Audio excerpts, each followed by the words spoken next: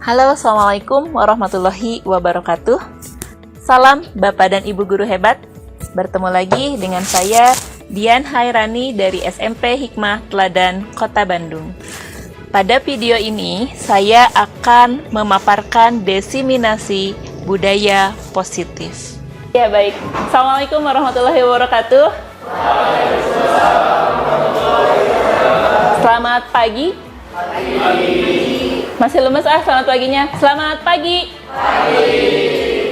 Oke, kalau saya bilang selamat pagi, teman-teman tolong bilang selamat pagi, pagi, pagi 3 kali sambil mengepalkan tangan ya. Oke, siap? Selamat pagi. Pagi, pagi, pagi. Ya, terima kasih sudah bersemangat ya pagi ini untuk menemani saya di sini. Ya.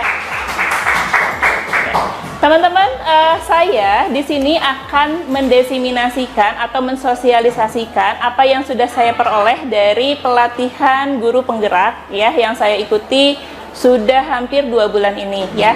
Nah, di layar sudah ada mengenai budaya positif ya. Nah, untuk budaya positif ini menurut teman-teman apa sih? Ada yang tahu nggak kira-kira budaya positif itu apa sih? Mungkin ada yang mau mencoba menjawab, budaya positif itu apa sih?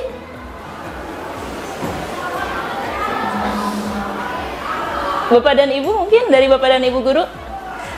Iya? Mau menjawab itu ya? Boleh. Menurut saya, budaya positif itu adalah kebiasaan baik yang biasa dilakukan di lingkungan sekolah. Oke, baik. Terima kasih Bu Eci ya sudah menjawab. Budaya positif itu adalah budaya yang atau kebiasaan baik yang sudah biasa dilakukan di sekolah. Oke, untuk selanjutnya nanti teman-teman yang mau mencoba menjawab, tolong pakai ini, saya lupa tadi ya. Mohon maaf untuk Bu Eci, insya Allah kedengeran karena sudah dekat dengan sumber perekam ya. Baik, teman-teman. Saya tadi sudah share link Jamboard ya. Kita akan buka dulu link Jamboardnya. Di sini, teman-teman, di situ ada ada beberapa slide ya. Di slide yang pertama itu nanti saya akan menyampaikan pada teman-teman bahwa dalam budaya positif itu tadi yang disampaikan sama Bu Eci itu tidak salah ya, betul sekali. Jadi budaya positif itu apa yang akan kita lakukan di dalam lingkungan sekolah ini, hal-hal kebajikan-kebajikan apa, kebaikan-kebaikan apa gitu ya, yang bisa dilakukan dalam keseharian di sekolah kita gitu ya, itu budaya positif. Nah, dalam budaya positif ini sendiri teman-teman, banyak sekali hal yang akan dibidik ya, akan dipelajari, tapi saya di sini akan lebih fokus pada 6 hal ini. Saya coba tampilkan lagi ini sebelum ke link Jamboard tadi ya. Yang pertama yang akan saya bahas adalah tentang disiplin positif ya. Kemudian ada teori motivasi, kemudian ada keyakinan kelas, ada posisi kontrol, ada hukuman dan penghargaan, ada segitiga restitusi. Dan ini semuanya saling keterkaitan satu sama lain karena gitu ya, untuk menciptakan lingkungan budaya yang berbudaya positif itu semua aspek ini harus ada di dalamnya. Ini tidak semuanya saya cantumkan, sebetulnya teman-teman ada yang tidak masuk ya di sini gitu. Biar nanti Bapak dan Ibu guru yang berminat menjadi calon guru penggerak bisa membahasnya lebih lanjut ya gitu. Semangat Pak Anur. Bu Eci juga semangat, Pak Mei. Ayo teman-teman yang lain ya. Oke, saya kembali lagi ke Jamboard nih. Teman-teman, boleh dituliskan dulu di link Jamboardnya tadi. Di situ ada nanti akan ada di samping kiri di link Jamboard. Saya kembali lagi ke sini, bolak-balik ya. Nah, Gauza udah masuk nih ke situ ya. Ada Kansa udah masuk juga. Teman-teman, di situ akan ada notes ya, yang ini sticky note ya. Teman-teman boleh memilih sticky note-nya yang bagian mana. Kalau di yang sebelah sini. Mau warna di halaman pertama ini boleh deh kita samakan warna kuning dulu ya yang dipilih sticky note-nya. Teman-teman boleh tuliskan menurut teman-teman budaya positif tadi ya yang termasuk disiplin positif itu apa sih menurut teman-teman? Seperti apa? Atau boleh contohnya langsung mangga gitu ya. Disiplin positif, dari namanya aja disiplin positif itu apa? Boleh silakan dituliskan. Disiplin positif K. Ini siapa nih yang tiba-tiba K? Tuliskan nama, kemudian jawabannya ya dalam satu sticky note yang sama. Namanya siapa, kemudian jawabannya apa? Kalau teman-teman yang siswa boleh 1 berdua, misalnya berdiskusi jawabannya samaan boleh. Misalnya jawabannya yang nulis misalnya Kansa nih, misalnya ya, sama Kansa jadi ngeblank sama Silmi. Kansa sama Silmi misalnya, nanti ditulisin sama Kansa tapi jawabannya jawaban berdua, silahkan, boleh ya. Gauza, Diko, Ami, ini baru namanya aja. Jawabannya mana? Oh, belum. Iya, jangan di enter dulu teman-teman, nanti baru di udah diisi nama sama tulisannya, itu baru. Ya, boleh silakan masuk Bu.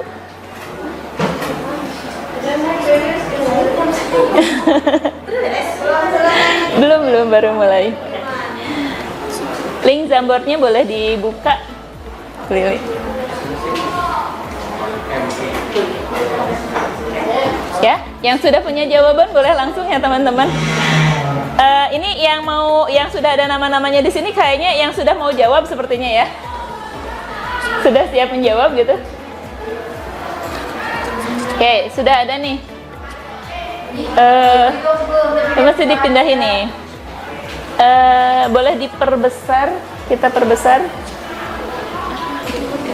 Rajin bangun pagi, ini siapa? Jawaban siapa nih? Nggak ada namanya. Rajin bangun pagi, tata cara berpakaian, mematuhi tata tertib. Oke. Kemudian ada lagi jawaban, saya nggak tahu ini jawaban siapa nih. Oh, Bunda Silpi ya. Udah ada jawabannya. Disiplin dan kepatuhan yang dibentuk dari kesadaran pribadi dan bukan. Lanjutkan sendiri, ini kayaknya titik-titik ya kesannya. Oke, nggak apa-apa Bun. Ini budaya yang saling memperhatikan satu sama lainnya. Jawaban siapa nih? Gak ada namanya. Ini jawaban Gauza.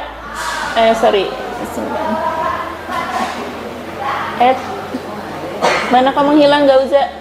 Jawabannya Pamei, merupakan kebiasaan diri yang akan membuahkan hasil dan bisa menularkan kepada orang lain. Oke. Budaya yang saling memperhatikan satu sama lain tadi sudah ya. Ami dan Adara mana jawabannya yang mana ya? Menghilang. Menghilang ke mana tuh?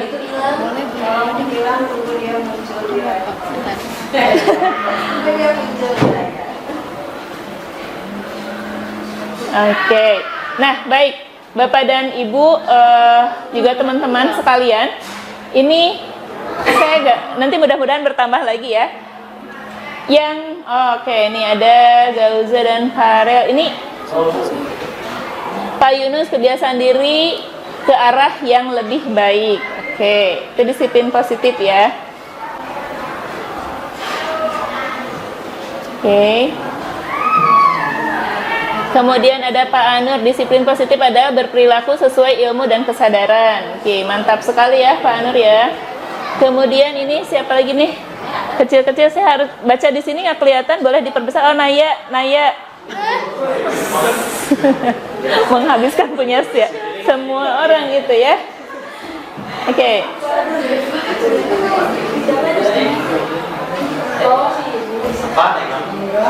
Reva, disiplin dalam waktu, mampu mengatur. Disiplin adalah pendekatan untuk menerapkan disiplin dari dalam diri anak tanpa hukuman dan hadiah. Contohnya rajin mengerjakan tugas. Oke. Wah, keren-keren sekali teman-teman. Kayaknya sebenarnya saya tidak perlu menjelaskan ulang harusnya ya, karena teman-teman sendiri sudah tahu nih gitu ya, disiplin positif itu ternyata apa gitu ya. Oke, baik. Teman-teman, ini ternyata kecil, harus ditampilkan dulu sebentar, izin ya. Saya lanjutkan dulu ya teman-teman. Nah, disiplin positif ini ya, tadi jawaban teman-teman tidak ada yang salah sebetulnya. Ini hanya secara keilmuannya mungkin ya, secara keilmuannya, secara teoritisnya gitu ya. Disiplin positif itu adalah salah satu strategi dalam rangka menciptakan lingkungan yang positif, gitu ya. adalah dengan penerapan disiplin di sekolah. Dalam konteks disiplin diri, kita sebagai pendidik harus dapat menuntun siswa gitu ya, untuk menjadikannya siswa yang disiplin mencapai manfaat dan kebahagiaan karena motivasi intrinsiknya dari dalam. Jadi nanti ini akan berkaitan dengan yang kedua, teori motivasi. Kemudian disiplin merupakan suatu bentuk perbuatan kontrol diri, teman-teman ya. Jadi sebenarnya tadi jawaban teman-teman itu tidak ada yang salah sebetulnya, karena itu semuanya bermuara pada kontrol diri tadi ya, yaitu belajar untuk mengontrol diri dari agar dapat mencapai satu tujuan yang mulia gitu ya, karena positif ujungnya itu pasti sesuatu yang mulia, yakni nilai-nilai kebajikan. Nah di sini kebajikan itu kebaikan ya teman-teman, kalau mungkin kurang familiar gitu ya di telinga kita, tapi kebajikan itu adalah kebaikan ya, yang merupakan sifat-sifat positif manusia gitu ya. Jadi disiplin positif itu pengertiannya yang paling bawah ini teman-teman gitu ya. Itu untuk disiplin positif. Kemudian tadi di yang kedua itu ada posisi kontrol. Bapak dan Ibu, teman-teman juga boleh tahu ya bahwa ini ada posisi kontrol. Posisi kontrol itu apa sih gitu ya. Jadi apakah harus mengontrol orang seperti apa gitu ya. Nah, setiap orang memiliki posisi kontrol, mau Bapak Ibu guru, mau teman-teman gitu ya, semuanya tuh punya posisi kontrol. Teman-teman sebagai OSIS ke adik-adiknya gitu ya, itu punya posisi kontrol. Kita harus tahu ini teman-teman gitu ya. Saya pun belajar di sini gitu ya, baru tahu oh ternyata selama ini saya tuh berada di posisi kontrol yang ini gitu. Dan ini sebetulnya bukan hal yang baru teman-teman gitu ya. Ini sebenarnya selama ini sudah kita lakukan, sudah kita jalani, tapi hanya saja kita tidak tahu tuh ini tuh bagian mana gitu, seperti itu. Nah, di sini secara naluri manusia akan selalu bertahan mengontrol diri terhadap apa yang datang dari luar. Contoh misalnya gini teman-teman. Kalau misalnya teman-teman, saya minta untuk mengepalkan tangan, apa yang akan lakukan sama teman-teman? Lakukan kepalkan tangan misalnya. Dikepalkan tangannya gitu ya. Kalau misalnya saya minta buka kepalan tangannya, apakah teman-teman akan membuka kepalan tangannya? Kalau saya yang minta, misalnya bisa jadi ada yang karena kalian tuh berbaik hati, sieun kemudian dibolototan misalnya gitu ya, langsung dibuka ada gitu ya. Ada yang saya merek ngeherian lah budian mau dibuka gitu kan, ada nggak yang kayak gitu kira-kira? Kalau jangan sama budian deh, misalnya Isan sama Naya misalnya, Naya tutup tangannya misalnya gitu kan, kayak gitu, Naya bakal nurut nggak? Nah, pasti nanya dulu, buat apa sih gitu kamu nyuruh. Nah, itu tuh adalah posisi kontrol kita gitu ya. Misalnya tadi ya, Nurek ngaheureyan cenah mau dibuka gitu ya, gak akan dibuka dulu nih tangannya gitu ya, akan tetep diginiin gitu. Terus dikeleketek, dikumaha gitu ya supaya kebuka tangannya gitu. Kalau kita dalam permainan kan gitu ya. Gitu ya, itu tuh adalah posisi kontrol kita. Jadi mau ngebuka tangan atau enggak, itu tuh posisi kontrol kita dari dalam diri gitu ya, seperti itu. Teman-teman mau diajakin kemana sama temennya gitu ya, bisa nolak? Bisa, karena punya posisi kontrol. Bisa ikut? Bisa, karena posisi kontrol ada di diri kalian. Jadi kalau diajak kemana-mana sama teman, diajak melakukan sesuatu sama teman, jangan nyalahin teman dulu. Budak aku mah diajak sama dia gitu ya, ke bawah-bawah sama dia. Diri kita yang ada posisi kontrolnya di dalam diri kita gitu ya, seperti itu. Jadi ini pengertian mengenai posisi kontrol. Nah, untuk posisi kontrol itu sendiri teman-teman ada 5 posisi. Ini ya. Yang pertama ada posisi penghukum. Ini dalam budaya positif ya. Ada posisi penghukum ya. Kemudian ada pembuat rasa bersalah. Kemarin saya bercanda sama Pak Haji. Pak Hajinya hari ini nggak hadir ya. Ketika dia merasa menang gitu ya, ngeherian saya gitu ya, terus saya merasa bersalah gitu ya, itu saya langsung bilang ke Pak Haji, wah Pak Haji posisinya posisi merasa bersalah gitu kan, seperti itu. Jadi sok aya tuh teman-teman di lingkungan kita yang kesannya teh pengennya teh ngerasa kalau melakukan sesuatu teh batur teh gitu ya, sina ngerasa bersalah. Ada nggak yang kayak gitu? Ada mungkin ya.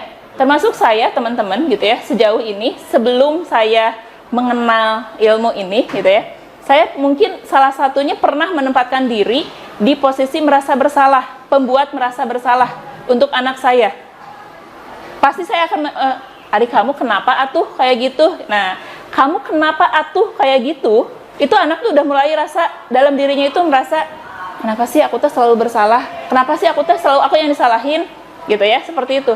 Nah, itu akan ada 5 posisi ini mungkin saja pernah kita alami satu waktu tertentu. Jadi kita bukan malaikat ya yang selalu suci gitu ya, berada di posisi manajer gitu ya. Tidak selalu seperti itu. Tapi teman-teman, perlu kita ketahui dari semua posisi kontrol ini, maka diri kita yang paling baik itu adalah menempatkan diri kita di posisi manajer gitu ya. Bagaimana posisi manajer itu? Jadi kalau posisi manajer itu mengaturnya itu, oke, saya mulai dari yang ini dulu deh. Kalau tadi yang penghukum, pembuat rasa bersalah ini agak negatif ya, kesannya agak negatif. Tapi memang setiap kita itu pasti akan berada di posisi itu gitu. Kemudian untuk teman, merasa teman. Saya selama ini pada kalian nih, pada murid-murid, saya selalu menempatkan diri sebagai teman gitu ya. Posisi kontrol saya menempatkan sebagai teman. Tapi setelah saya tahu ini, saya berubah menjadi posisi manajer gitu ya. Berubah mencoba menjadi posisi manajer. Bapak Ibu yang manajer kelas gitu ya, ini sudah mengambil alih posisi sebagai manajer gitu, seperti itu. Kemudian pemantau. Kalau pemantau mah cuma ngeliatin aja ya, misalnya gini, ada anak yang terlambat nih ya. Saya contohkannya di anak yang terlambat aja. Kalau penghukum, ada anak datang terlambat, kamu datang mulai terlambat, push up, gitu kan? Atau misalnya ngaji 1 juz gitu ya, itu posisi penghukum teman-teman, gitu ya.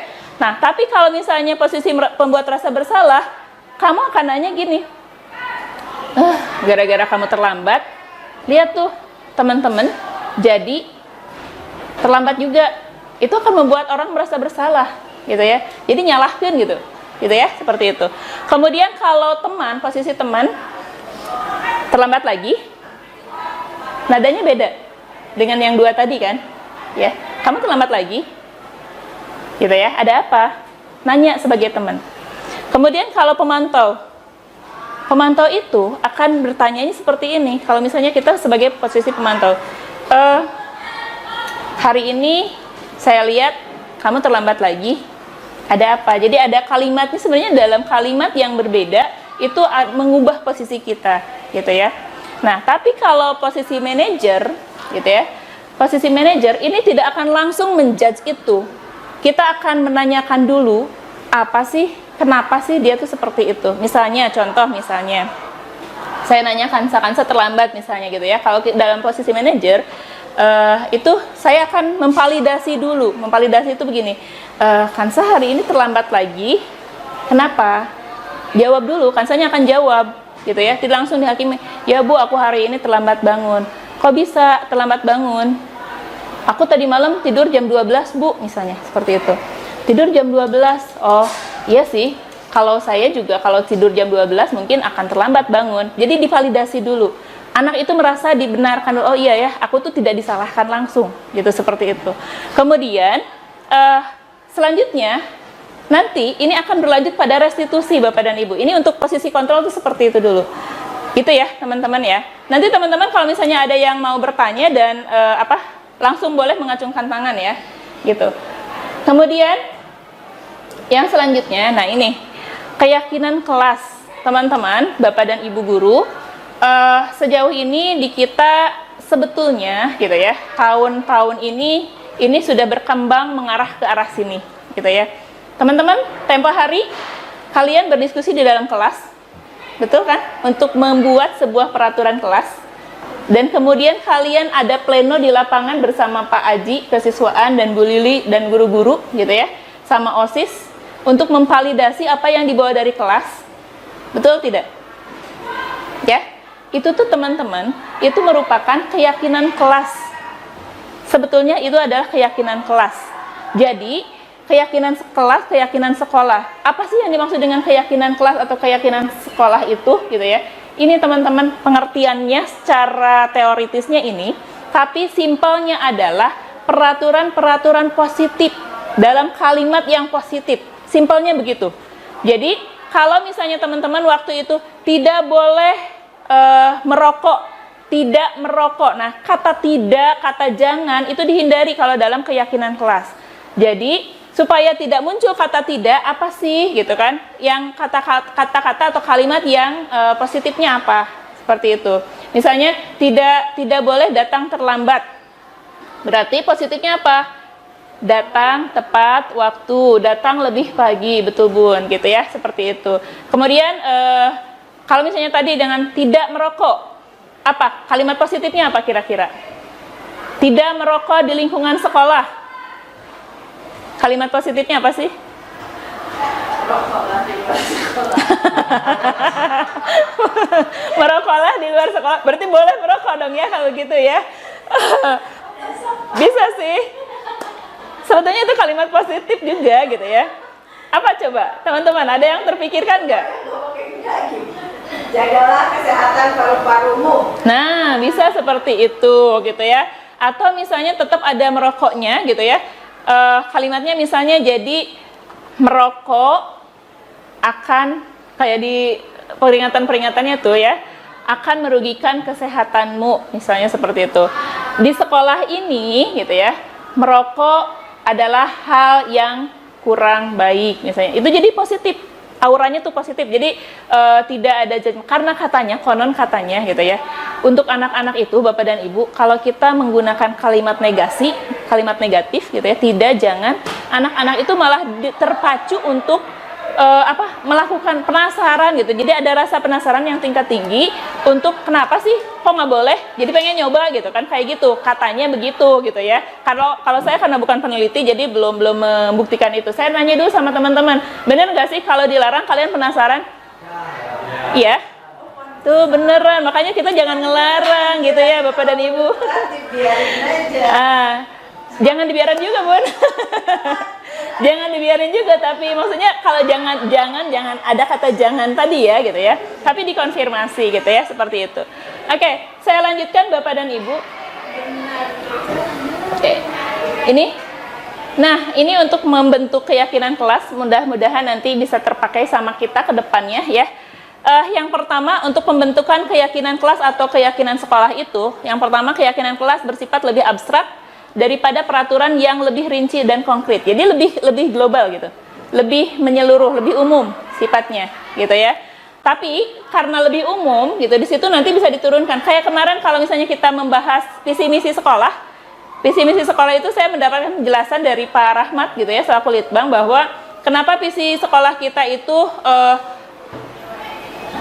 saya jadi lupa langsung visi sekolahnya, menjadi sekolah terdepan yang menciptakan lingkungan yang memfasilitasi anak menuju derajat taklif gitu ya, seperti itu. Kenapa kalimatnya seperti itu? Karena supaya lebih umum, karena supaya kalau sudah ada yang umum, ini guru-guru itu bisa lebih mudah menerjemahkannya dengan gayanya mereka masing-masing, seperti itu gitu ya. Nah, ini pun sama dengan adanya kalimat yang lebih abstrak, lebih umum gitu ya, bukan detail. Kayak tadi itu, kayak detail itu kalau misalnya jangan merokok, orang udah tahu pasti, oh itu tuh jangan, larangan gitu ya, seperti itu. Tapi kalau misalnya tadi dibuat menjadi lebih umum, merokok di SMP Hikmah Teladan adalah hal yang tidak baik, misalnya seperti itu akan menjadi orang berpikir gitu, oh berarti banyak hal yang bisa dilakukan. Mungkin bisa jadi merokok nanti di sekolah SMP HT gitu kan, atau bisa jadi yang kedua, tidak merokok sama sekali, bisa jadi gitu ya, seperti itu. Kemudian keyakinan kelas berupa pernyataan-pernyataan yang universal tadi ya.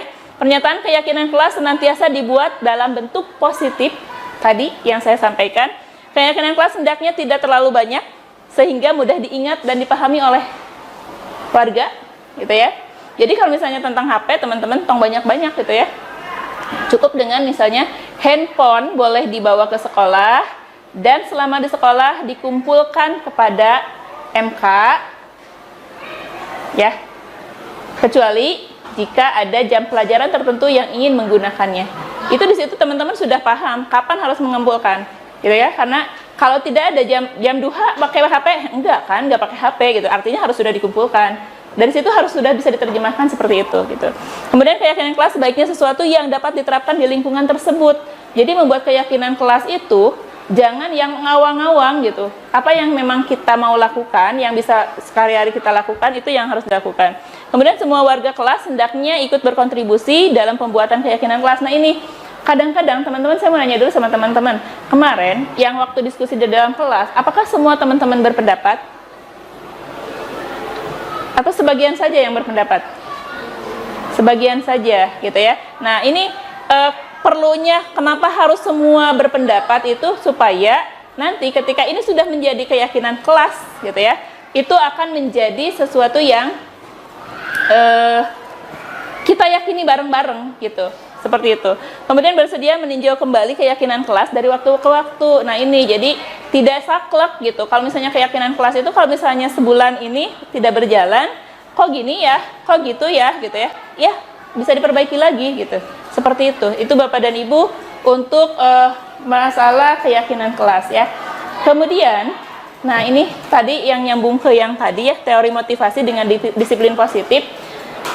Saya mengambil hanya salah satu saja, banyak sekali dari teori motivasi yang disampaikan di dalam pendidikan guru penggerak ini, tapi saya mengambil satu saja yang mungkin semoga bisa kita pahami sama-sama gitu ya.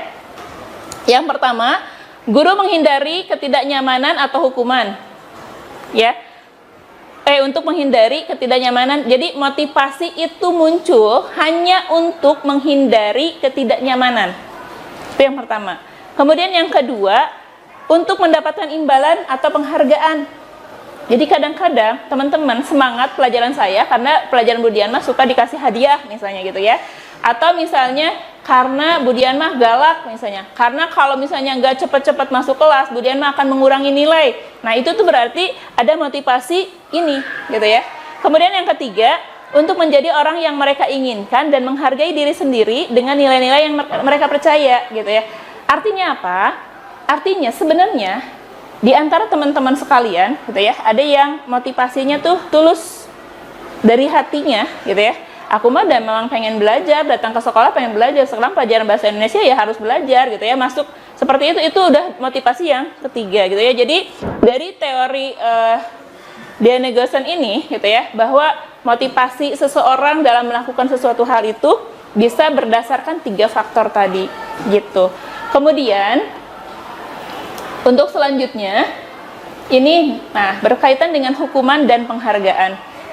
Bapak dan Ibu, saya selama ini selalu berpikir bahwa kalau saya mengajar anak-anak dengan membawa hadiah, itu tuh ada sesuatu yang membuat motivasi anak-anak akan tumbuh gitu ya.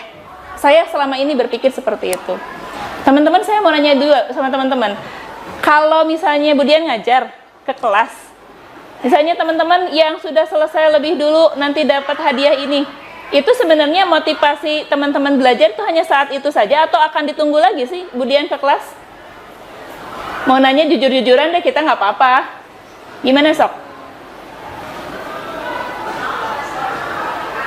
Gimana Ril? Jangan bisik-bisik di situ dong Ril.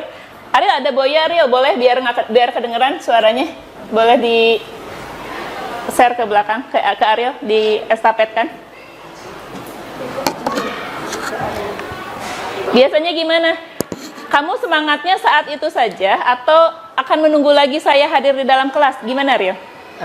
Menurut saya sendiri, ya saat itu aja. Saat itu saja, saat pelajaran itu saja? Iya. Oke, itu Ariel. Kalau Sami gimana, Sami? Ya, menurut saya sih sepertinya sama seperti Ariel. Sama seperti Ariel, gitu Saat ya? itu saja. Oke. Satu lagi deh dari Ahwat. Siapa nih yang mau berpendapat? Dari anak Ahwat, siapa yang mau berpendapat? Lain? Boleh? Gimana?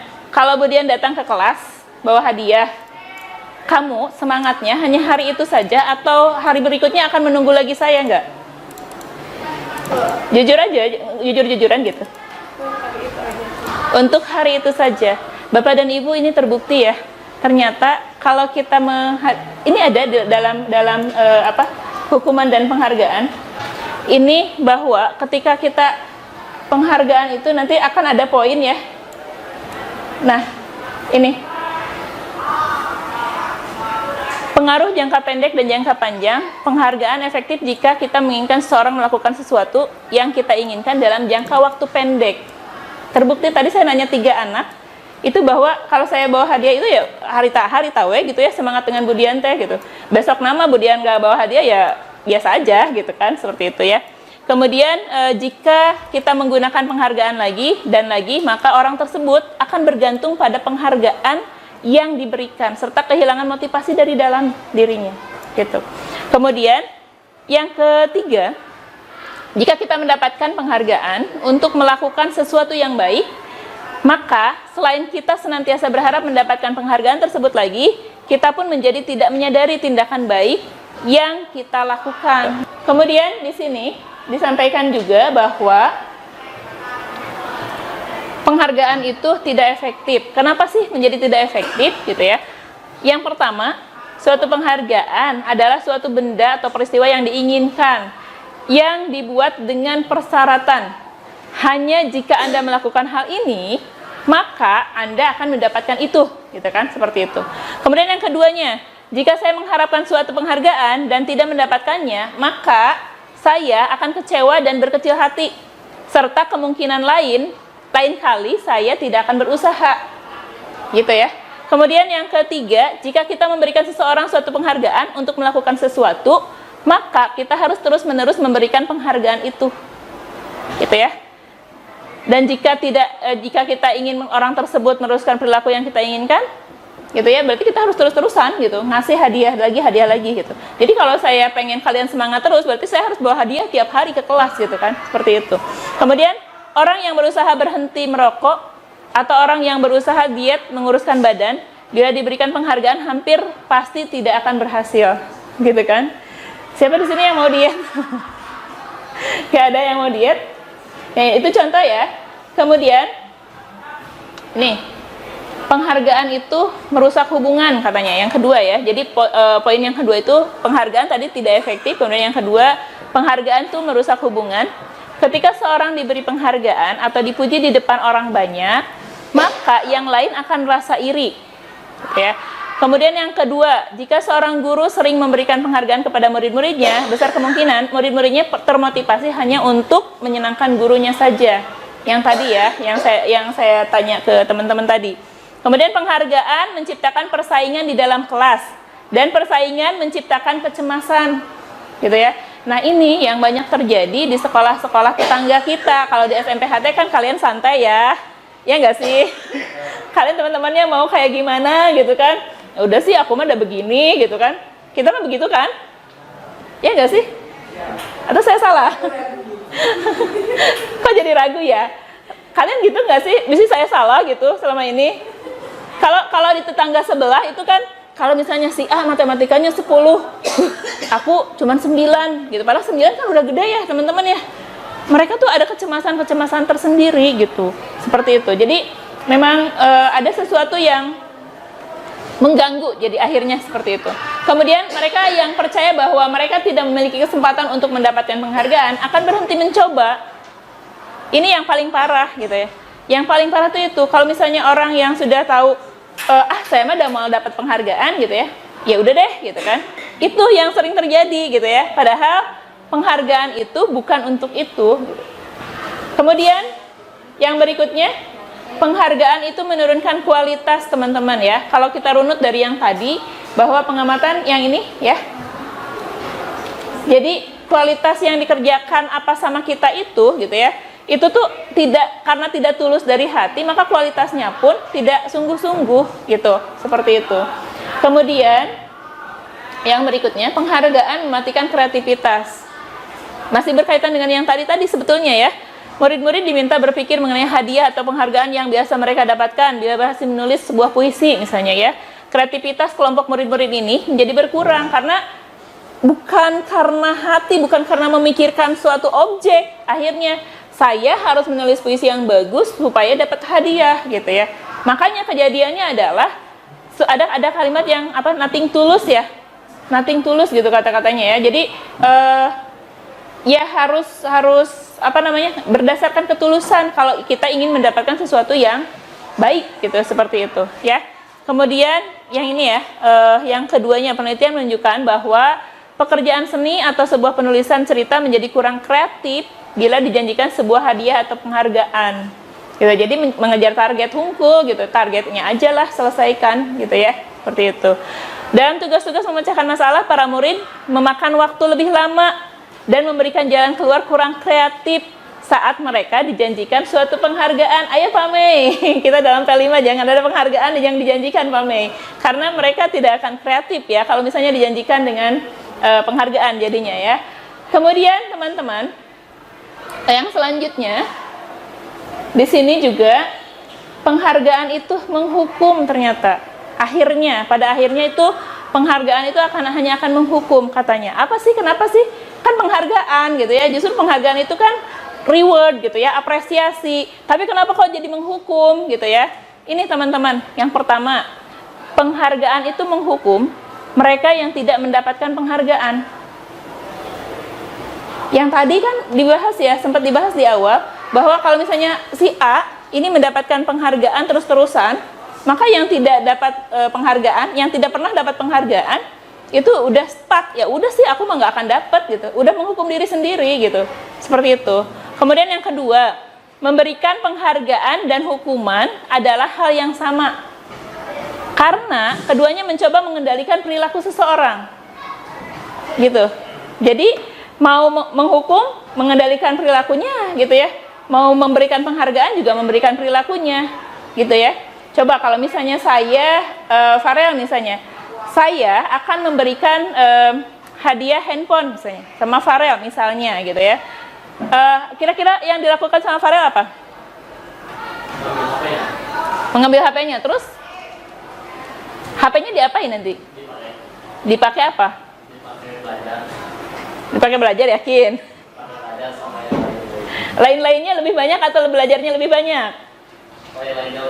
Lain-lainnya lebih banyak gitu ya. Terus kalau saya sekarang ke Farel itu misalnya, Farel, karena kamu tidak mengerjakan tugas, saya ambil HP kamu. Apa yang akan kamu lakukan? Ngerjain tugasnya. Sama dikendalikan Bapak dan Ibu ya. Sama-sama dikendalikan gitu. Mau hukuman, mau penghargaan, sama-sama mengendalikan dia gitu. Seperti itu. Itu salah satu contoh ya realnya gitu ya, seperti itu. Kemudian saya masih lanjut ke yang ini. Nah, ini ke segitiga restitusi. Untuk segitiga restitusi, saya mau ngajak dulu teman-teman nonton.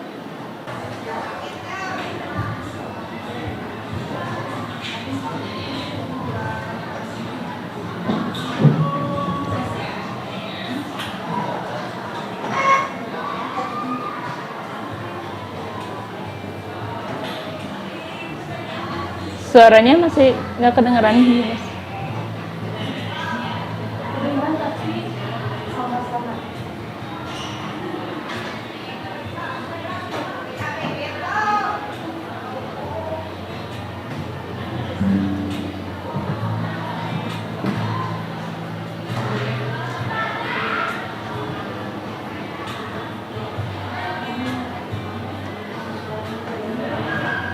Kenapa ya? Suaranya kok harusnya nggak ada waktu kemarin di ini mah kedengeran. Bentar ya.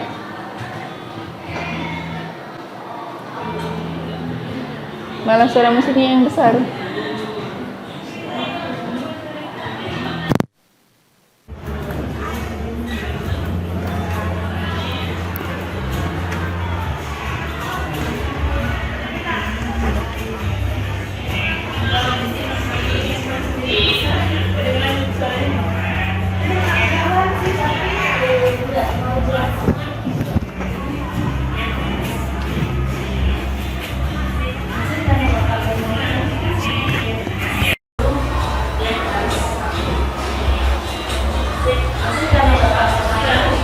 Ya.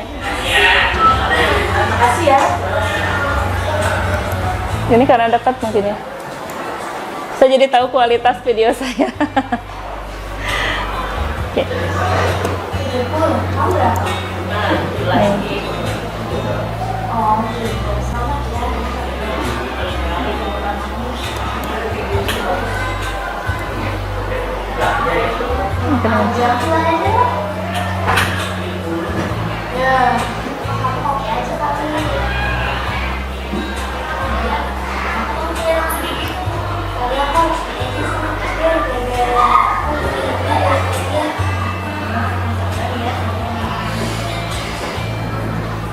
Iya sih.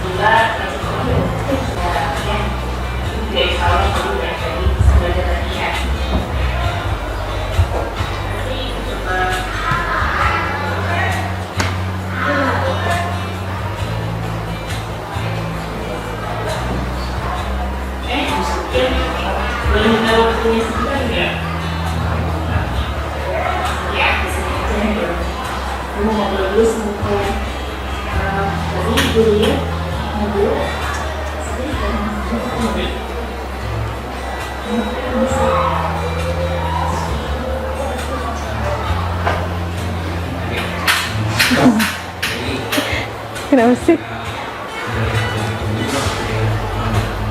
Kelihatannya? Dari tadi ke halaman saya.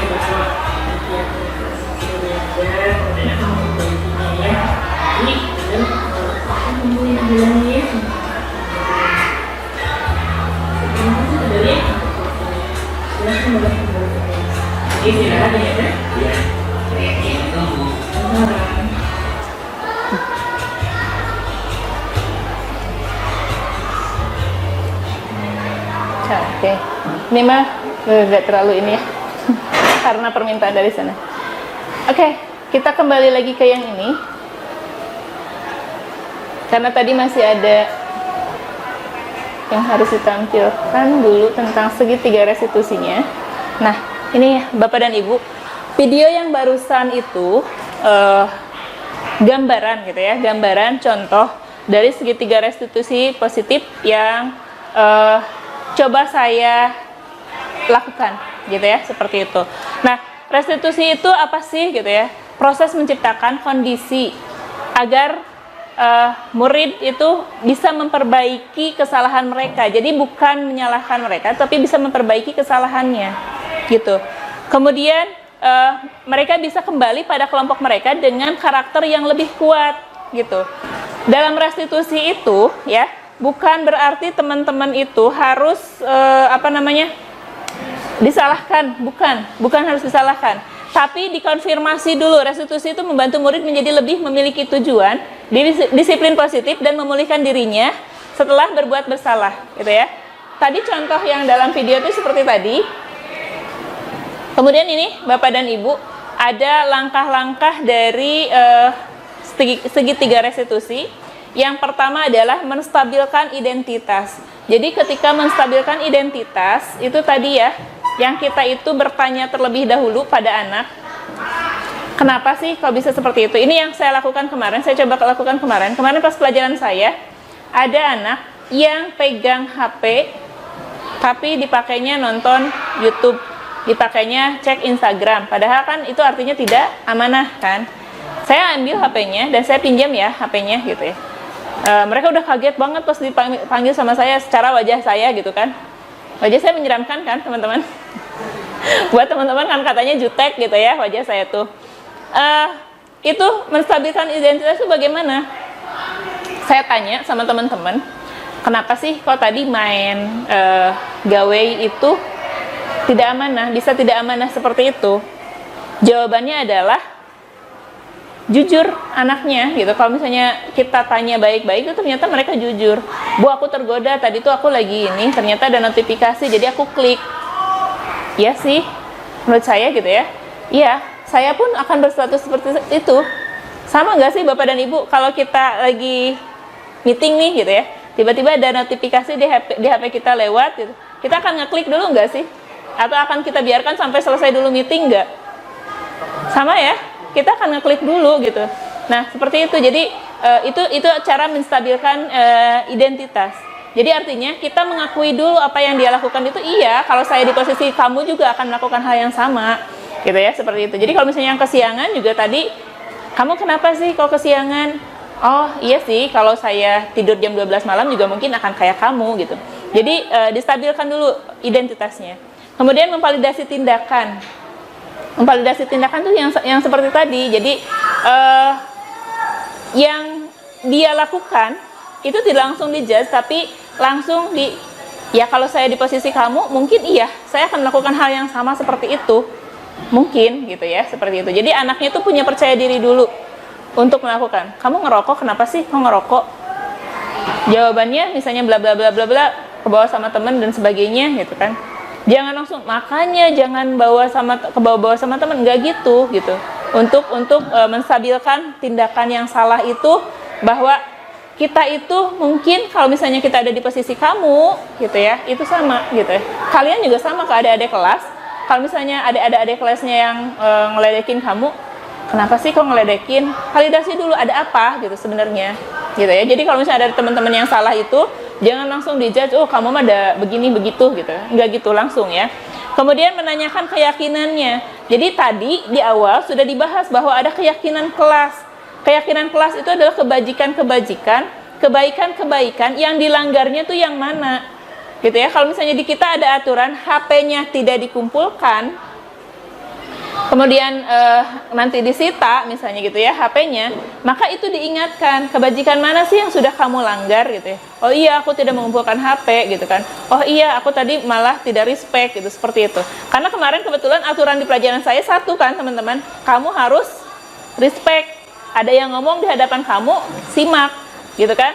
Perhatikan gitu apa yang sedang disampaikan oleh orang tersebut, begitu kan gitu ya. Makanya kemarin ketika saya mendapati anak yang seperti itu, saya coba dengan segitiga restitusi positif, dan ternyata yang mengejutkan saya adalah ketika menanyakan keyakinan kelas dan menstabilkan sudah stabil emosinya itu, anak itu bisa menemukan solusi yang memang saya bilang kamu harus membuat konsekuensi sendiri.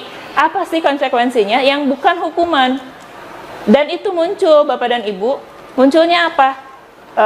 Saya akan menegur teman-teman atau akan mengingatkan teman-teman yang kalau dalam pelajarannya nanti membawa HP tidak semestinya. Itu kan datang dari dia sendiri. Kita terbantu dong dengan seperti itu gitu ya, seperti itu. Kemudian yang kedua akan ada saya mah akan ini aja Bu, kalau misalnya nanti di kelas kotor, saya akan coba bersihkan kelasnya. Bukan pelajaran saya, tapi itu untuk dia sendiri, untuk kebaikan dia dan kelasnya gitu. Seperti itu yang menjadi keyakinan kelasnya yang setelah ditanyakan dan konsekuensinya apa. Konsekuensi itu harus datang dari anaknya. Jadi teman-teman nanti kalau misalnya teman-teman punya ada adik kelasnya yang salah sama kamu, tong dilabrak ya. Biasanya cewek-cewek yang suka ngelabrak mah gitu ya. Kudu dilabrak gitu ya. Gimana caranya gitu ya. Yuk kita cobain ya dengan restitusi ini gitu ya. Gitu teman-teman. Oke, nah ini mari berefleksi. Kalau saya ingin mengajak refleksi dulu sama Bapak dan Ibu gurunya. Bapak dan Ibu boleh dibuka lagi Jamboardnya, teman-teman boleh dibuka lagi Jamboardnya yang tadi. Ya. Pertanyaannya yang pertama, apa sih yang Bapak Ibu pernah lakukan terkait budaya positif sebelum pertemuan ini? Mungkin boleh diketik di link Jamboardnya. Kemudian teman-teman, pertanyaannya kalau di situ Bapak Ibu, teman-teman setelah menyimak pemaparan dari saya gitu ya, budaya positif apa sih yang sudah ada di SMPHT yang teman-teman ketahui? Silahkan boleh diketik di Jamboardnya di halaman 2 ya teman-teman ya. Jadi di link Jamboardnya silakan teman-teman pindah room di halaman 2. Oh ini tadi udah ada yang ke sebelah sini juga, Bu Eci ya, tadi udah disiplin positif, nggak apa-apa. Di sini saya minta yang warna pink biar ceria. Udah menuju siang. Yang warna pink, notes-nya boleh diketikkan. Nama, kemudian pendapatnya ya teman-teman ya. Silakan. Warna pink. Itu kuning. Siapa nih yang sudah menuliskan yang kuning? Saya dilihat ya yang kuning. Di kertas yang pink, tuliskan budaya positif apa sih yang sudah ada selama ini di SMP Hikmah Teladan menurut kalian?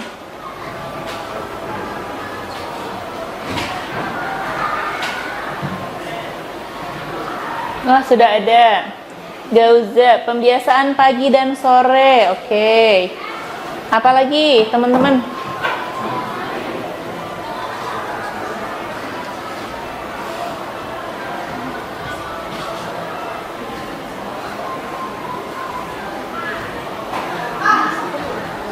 Kenapa jadi miring-miring, Gauza?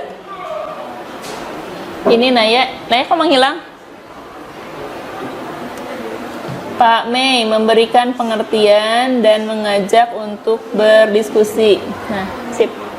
Makasih Pak Mei sudah dibesarkan mengenai hal apa saja yang akan dilakukan, termasuk dengan konsekuensi dari segala perilaku. Oke. Gauza nggak usah digedein banget. Udah kebaca tadi punya Gauza. Budaya positif yang sudah ada di SMPT, pembiasaan pagi dan asar, berhalakoh di waktu pagi dan dai remaja. Ini siapa nih yang jawab? Gak ada jawabannya. Oh, oke. Sami sama Ariel. Oke. Yang lain? Mangga, silakan di post.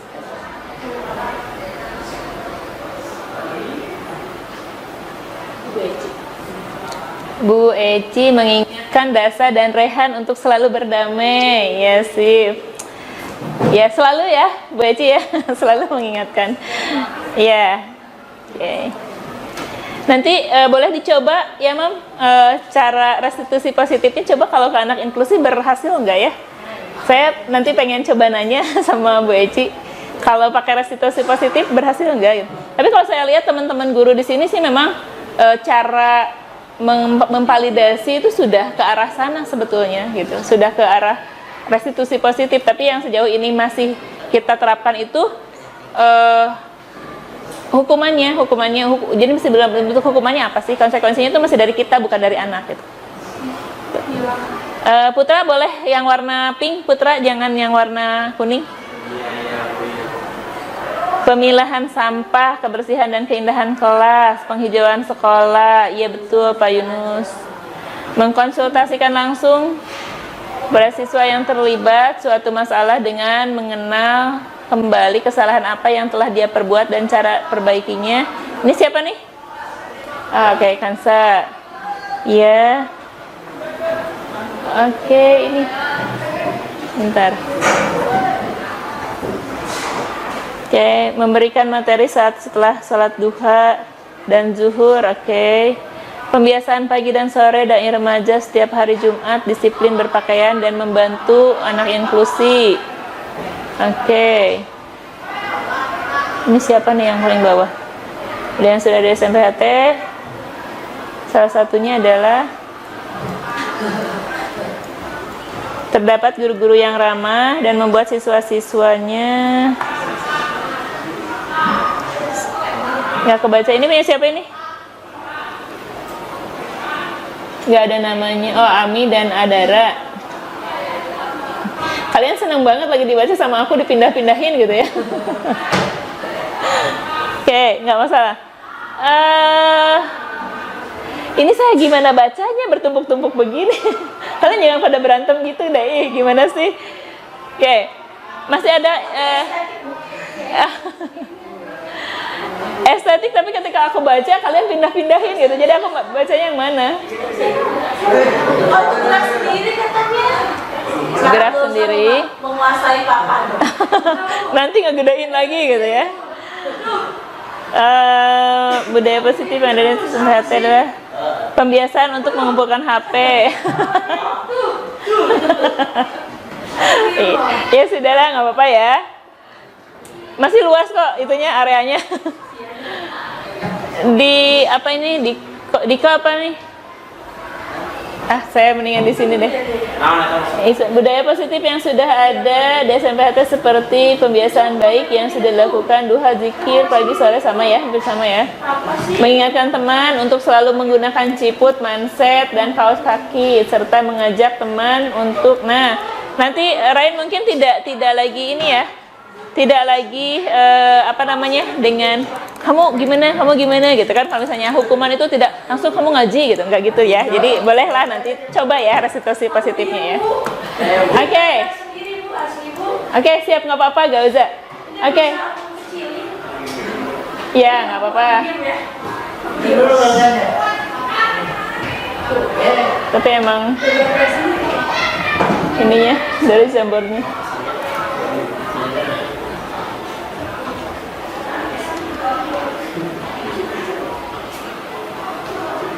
Oh, emang dari jambornya sih. Oke, Bapak dan Ibu tadi di slide yang ini, sebelum terima kasih, ada dulu yang keduanya. Sudahkah budaya positif di sekolah kita dilaksanakan? Jawabannya adalah sudah. Walaupun masih ada yang harus kita perbaiki di sana sini ya, seperti itu. Oke, yang terakhir dari slide saya mau Bapak dan Ibu juga teman-teman menuliskan lagi di slide yang ketiga ya, di Jamboardnya. Bagaimana sih selanjutnya gitu ya? Apa yang akan dilakukan selanjutnya? Setelah Bapak dan Ibu, teman-teman mengetahui tentang restitusi positif ini, tentang budaya positif ini. Apa sih yang perlu kita benahi gitu ya? Apa yang perlu kita tuliskan di dalam slide berikutnya? Silakan boleh dituliskan. Saya kasih waktu 3 menit untuk menuliskan dan share lagi di link Jamboard yang tadi sudah disediakan di halaman 3 ya teman-teman. Di halaman 3. Kalau tadi sudah kuning, pink, sekarang hijau deh. Ya. Apa yang harus kita lakukan ke depannya? Apa yang masih harus kita benahi dari budaya positif yang sudah ada di SMP kita ini? Supaya SMPHT bisa lebih baik lagi, bisa lebih maju lagi. Itu budaya positif seperti apa yang harus dilakukan? Hijau.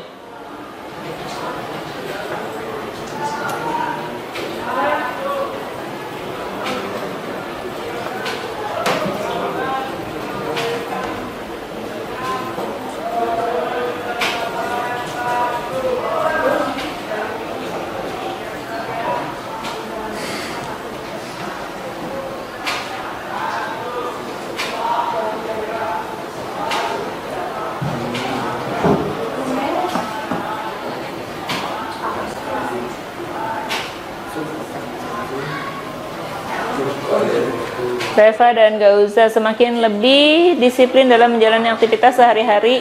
Ini langsung segede gitu. Aku diam, Pak. Itu siapa yang lagi tuh? Tuh. Aku di sini ya. Kenapa ya? Dari tadi punya Gauza itu gerak-gerak terus ya? Aku diam ya, Bu ya. Ini udah diam. Udah. Jangan ada lagi. Sabar. Udah deh, Gauza segede gitu aja nggak apa-apa. Udah. Konsisten menerapkan aturan yang sudah disepakati, Bu Eci, baik. Konsisten dengan apa yang telah dilakukan saat ini, serta memberikan informasi kepada seluruh warga sekolah. Ini siapa? Dari siapa ya? Yang konsisten? Pak Yunus ya. Baik. Ada pada dalam bertemu orang dewasa dan yang lebih muda. Ya Allah.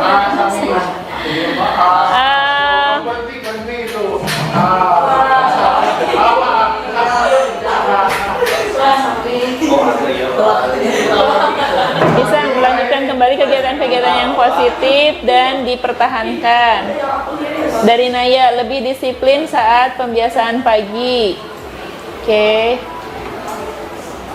Terus melanjutkan dan mengembangkan budaya baik agar lebih banyak warga sekolah yang melanjutkan budaya baik tersebut, melaksanakan tata tertib sekolah dan peduli akan kebersihan lingkungan sekolah. Oke. Aku lagi gak megang HP. Konsisten dengan apa yang telah dilakukan saat ini, Aku megang HP ya. memberikan informasi kepada seluruh sekolah berkenaan dengan hal yang telah dilakukan. Oke. Masih ada Apaan sih lo? Enggak kok, kalau dari aku sendiri.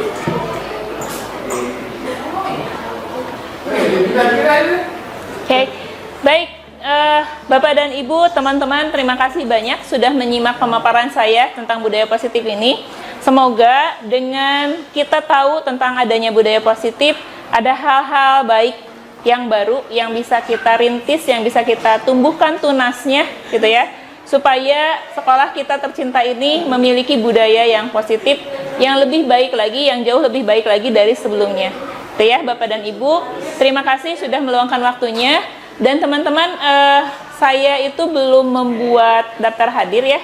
Nanti mungkin teman-teman boleh mengisi daftar hadir ketika saya sudah printkan.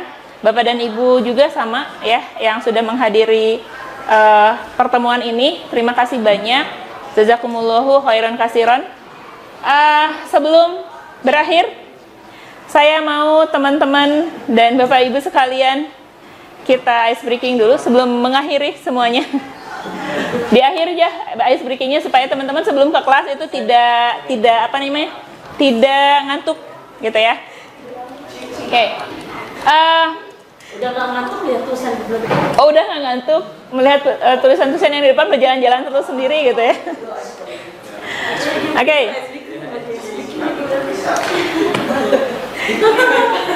Tapi emang gerak sendiri. Nungging-nungging ya.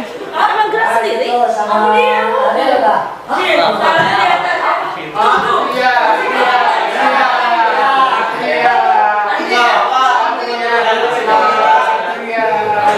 Ya, oke deh ya. Ternyata cukup dengan menunjuk siapa yang mengerjakan ini itu sudah ice breakingnya ya.